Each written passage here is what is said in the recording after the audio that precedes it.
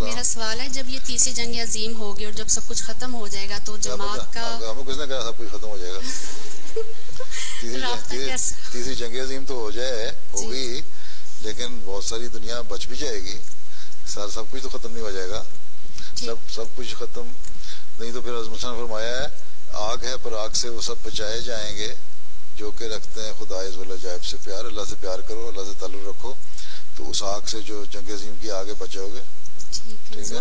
और उसके बाद जो है इसके जंग के सूरत हाल के बाद जो आपस में जो लोग बच जाएंगे हैं, उनको कम से कम ये पता होगा कि हमने पहले बताया हुआ था कि जंग होनी है, इसलिए बहुत सारे लोग इस्लाम में दाखिल भी इंशाल्लाह होंगे। राब्ते के लिए सैटेलाइट के जरिए से राब्ता होगा, बाकी सैटेलाइट फ़ोन रख लो और जमात में एक सैटेलाइट फ़ोन हो तो ठीक है।